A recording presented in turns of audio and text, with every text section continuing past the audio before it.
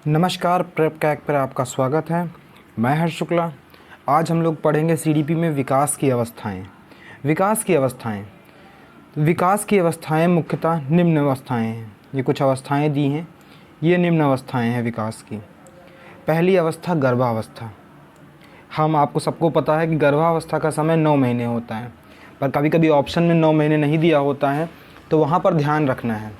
ऐसे ऑप्शन में आपको 40 सप्ताह लगाना है। अगर 40 सप्ताह दिया हुआ है तो गर्भावस्था का समय अवधि आप 40 सप्ताह लगाएंगे। दूसरी अवस्था आती है शैशवावस्था। दूसरी अवस्था हमारी है शैशवावस्था। इसकी जो अवधि होती है वो 0 से 2 वर्ष होती है। कहीं कहीं पर 0 से 5 वर्ष लिखा होता है, पर आपको ऑप्शन में पहले अगर 0 से 2 वर्ष दिखता है तो शैशवावस्था में आप 0 से 2 वर्ष लगाएंगे। किसी ऐसा कोई केस आता है जिसमें 0 से 5 वर्ष दिया होता है और 0 से 2 वर्ष नहीं दिया होता है, उस अवस्था में आप 0 से 5 वर्ष लगा सकते हैं। काफ़ी सारे शिक्षा मनोवैज्ञानिकों पर ये मतभेद रहा है किस अवस्था को लेके। कुछ ने अपनी अवस्था 0 से 2 बताई है, कुछ ने इसी में पूर्व बाल्यावस्था को भी काउंट किया है। तो तीसरी अवस्था हमारी आती है पूर्व बाल्यावस्था। ये बाल्यावस्था का ही पार्ट है, 3 से 6 वर्ष। पर इसको अलग पढ़ने का फ़ायदा ये होता है कि काफ़ी क्वेश्चन इससे बनते हैं जो पूर्व बाल्यावस्था के ही होते हैं। तो पूर्व बाल्यावस्था 3 से 6 वर्ष। उसके बाद हम बात करेंगे उत्तर बाल्यावस्था। उत्तर बाल्यावस्था की अवधि होती है 7 से 12 वर्ष। 7 से 12 वर्ष उत्तर बाल्यावस्था। उत्तर बाल्यावस्था के बाद आती है किशोरावस्था। किशोरावस्था की अवधि होती है 12 से 18 वर्ष। 12 से 18 वर्ष की अवधि को हम किशोरावस्था के नाम से जानेंगे। WHO इसके लिए 11 से 19 साल बताता है। तो ऐसे क्वेश्चन से देखेंगे आगे जब हम किशोरावस्था पढ़ेंगे। आज सबसे पहले हम करेंगे शैशवावस्था। तो शैशवावस्था अगर आप पढ़ रहे हैं, इसमें उपनाम से बहुत सारे प्रश्न आते हैं कि दिया हुआ है जीवन का सबसे महत्वपूर्ण काल कौन सा है। ऐसे प्रश्न में आप क्या लगाएंगे? इसीलिए मैंने जो PPT तैयार की हुई है उसमें ऐसे क्वेश्चंस लिए हैं कि जीवन का सबसे महत्वपूर्ण काल ये है शैशवावस्था। जीवन का सबसे महत्वपूर्ण काल शैशवावस्था। सीखने का आदर्श काल शैशवावस्था। शिक्षा मनोवैज्ञानिकों का मानना है कि सीखने का सबसे आदर्श काल शैशवावस्था होता है। इसे खिलौनों की आयु भी कहते हैं, और खिलौनों की आयु में पूर्व बाल्यावस्था भी देखने को मिलता है। वही मैंने बताया ना, 0 से 5 वर्ष वो वाला जो है विवाद देखने को मिलता है। भावी जीवन की आधारशिला।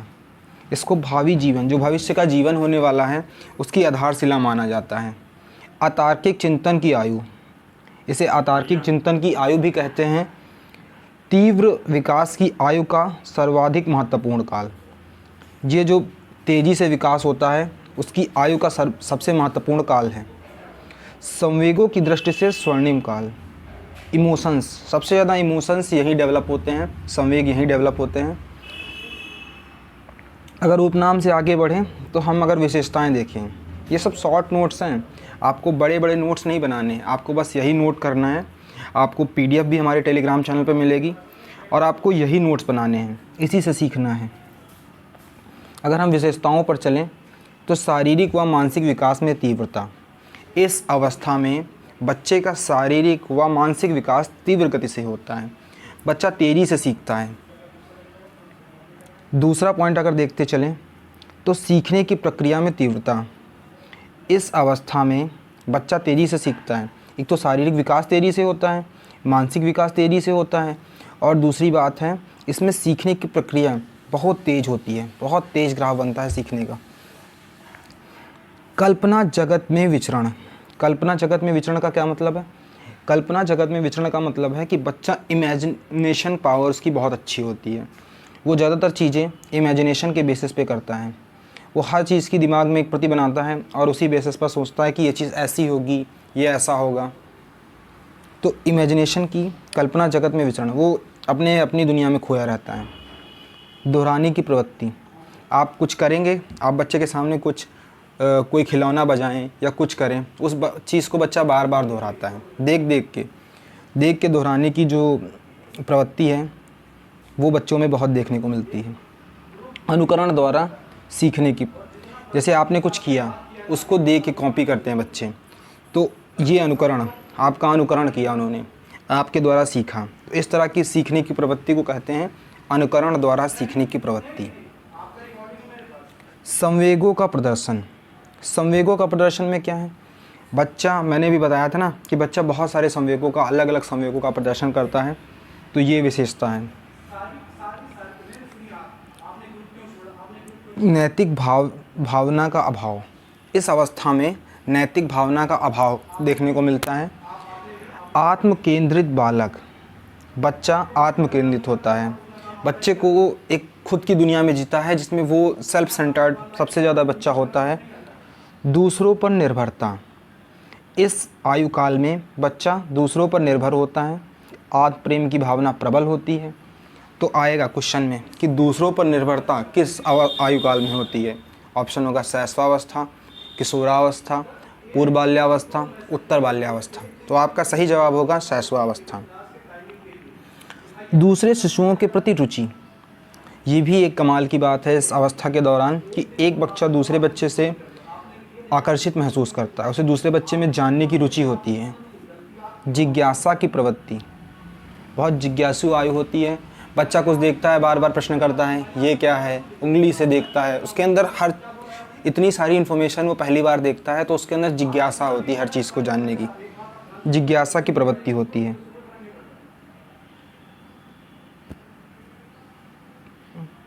आगे बढ़ेंगे तो हम देखेंगे महत्वपूर्ण परिभाषाएं। वैसे तो हम लोग परिभाषाओं पर निर्भर नहीं करते, हमेशा बोलते हैं कि परिभाषाएं आप ज़्यादा नहीं याद रख सकते तो कम से कम परिभाषाएं याद करिए, नोट्स में लिखिए, पर जितनी रखिए वो इम्पॉर्टेंट रखिए और उन्हें तैयार कीजिए अच्छे से। पहली है वैलेंटाइन की, शैशवावस्था के लिए। शैशवावस्था सीखने का आदर्श काल है। शैशवावस्था की जो आयु होती है वो सीखने का आदर्श काल होती है। देख लीजिए सारे लोग इसी पर फोकस कर रहे हैं कि सीखने की सबसे अच्छी उम्र शैशवावस्था होती है, क्योंकि बच्चे का फाउंडेशन, बेस वहीं से तैयार होता है। दूसरा, वॉटसन ने बोला 2 वर्ष में बालक में क्रोध, प्रेम, भय नामक संवेगों का विकास हो जाता है। तो बच्चे में क्रोध, प्रेम या डर, तीनों तीनों संवेग हैं, इसी अवस्था में इनका विकास होता है। मैंने बोला था ना संवेगों की आयु है, यहाँ पे संवेग जो है डेवलप हो रहे हैं। तीसरा देखेंगे अगर हम, गैसेल। बालक प्रथम 6 वर्ष में बाद के 12 वर्षों से दुगना सीख जाता है। तो चूँकि बहुत सारे लोग 0 से 5 साल 6 साल मानते हैं, इसीलिए गैसेल्स बोलते हैं कि शैशवावस्था और पूर्व बाल्यावस्था के मध्य बच्चा बहुत तेज़ी से सीखता है। तो प्रथम 6 वर्ष में बाद के 12 वर्षों से दुगना सीख जाता है, ये आएगा। इसमें ऑप्शन में आप लगाएंगे गैसेल। चौथी बहुत इंपॉर्टेंट डेफिनेशन है एडलर ने कहा है कि शिशु के जन्म के कुछ समय बाद ही यह निश्चित किया जा सकता है कि भविष्य में उसका क्या स्थान है। ठीक है, तो ये महत्वपूर्ण परिभाषाएं थी, इनको हम लोग अच्छे से नोट्स बनाएंगे, अच्छे से लिखेंगे।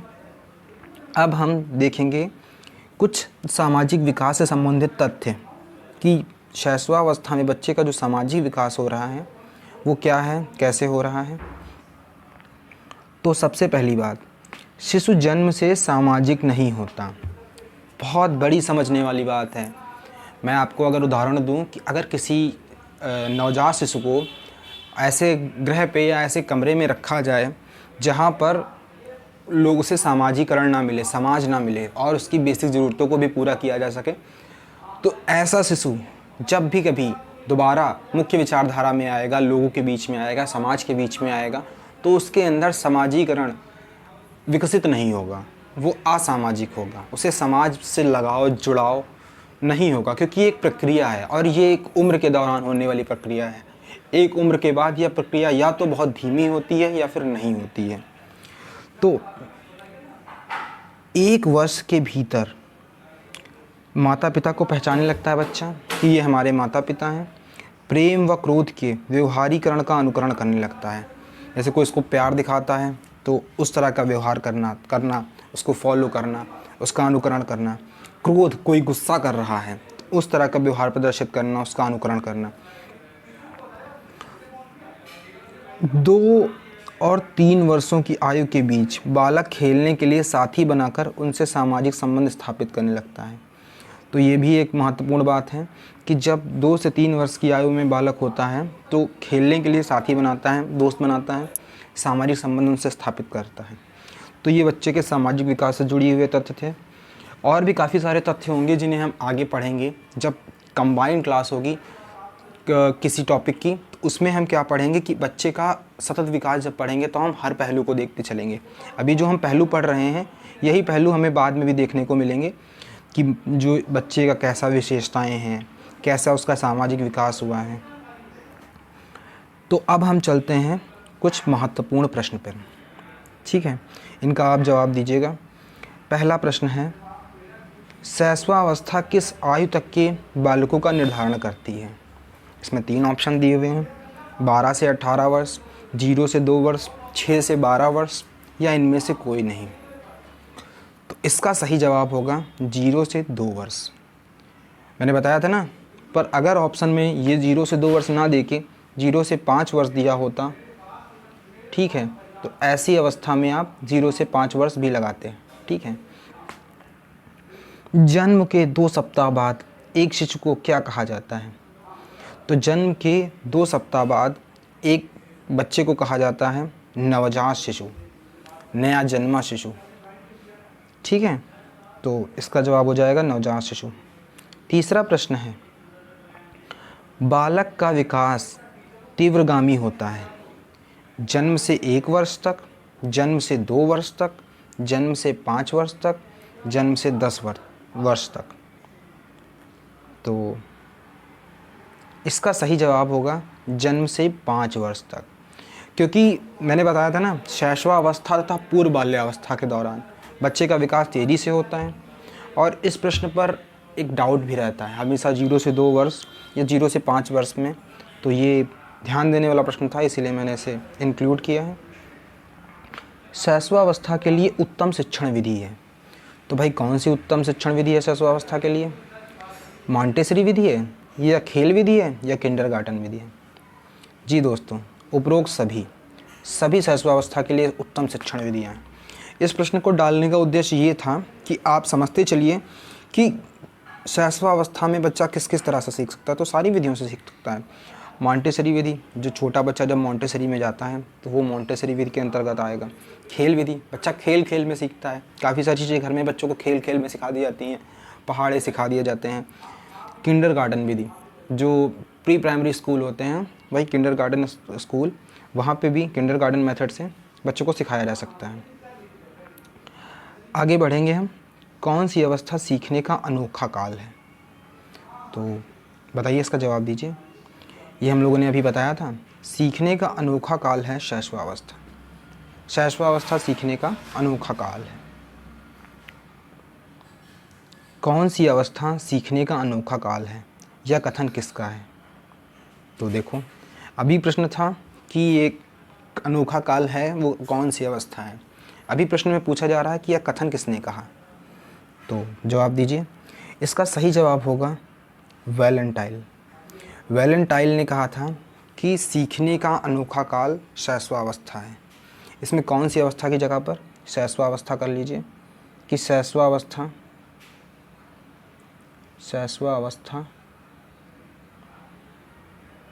ठीक है, शैशवावस्था सीखने का अनोखा काल है, यह कथन किसका है? तो इसका सही जवाब हो जाएगा वैलेंटाइन। अगले प्रश्न पर चलते हैं। इसी क्रम में हम आगे बढ़ेंगे। नवजात शिशुओं में हड्डियों की संख्या कितनी होती है? तो ये 270 होती है। कहीं कहीं इंटरनेट पे आपको 300 भी मिलेगा, तो डिपेंड करता है ये ऑप्शन क्या दिया हुआ है। वॉटसन के अनुसार नवजात शिशु में पाया जाने वाला संवेग है। तो अभी हम लोगों ने पढ़ा प्रेम, क्रोध व भय, तीनों संवेग नवजात शिशु में पाए जाते हैं। जब बच्चा जन्म लेता है उसके बाद उसमें प्रेम का भाव उत्पन्न होता है, साथ में क्रोध भी आता है, बच्चा चिड़चिड़ा हो जाता है। जब कहते हैं ना बचपन अच्छा नहीं बीता तो बच्चा क्रोधित बहुत रहता है, या बच्चे के मन में भय का भाव आ जाता है। तो ये 3 संवेगों का बहुत अच्छा विकास होता है। वैलेंटाइन के अनुसार सीखने का आदर्श काल है। तो ये तो हम लोगों ने पढ़ा है, शैशवावस्था। ठीक है, अंतिम प्रश्न, किसने कहा कि समाजीकरण की प्रक्रिया दूसरे व्यक्तियों के साथ शिशु के प्रथम संपर्क से आरंभ होती है और आजीवन चलती रहती है? समाजीकरण की प्रक्रिया दूसरे व्यक्तियों के साथ शिशु के प्रथम संपर्क से आरंभ होती है और आजीवन चलती रहती है। तो किसने कहा? इसका सही जवाब होगा सारे व टेलबोर्ड ने। सारे व टेलफोर्ड ने कहा था। ठीक है, तो ये कुछ इंपॉर्टेंट क्वेश्चन थे। ऐसे ही हम लोग टॉपिक वाइज पहले कुछ इंपॉर्टेंट थ्योरी, उसके बाद इंपॉर्टेंट क्वेश्चन करते चलेंगे। उसके बाद मैं आपको मिक्स क्वेश्चन भी कराऊंगा। तब तक के लिए हमारा चैनल देखने के लिए बहुत बहुत धन्यवाद। ऐसे ही अपना प्यार देते रहिए। बहुत बहुत धन्यवाद।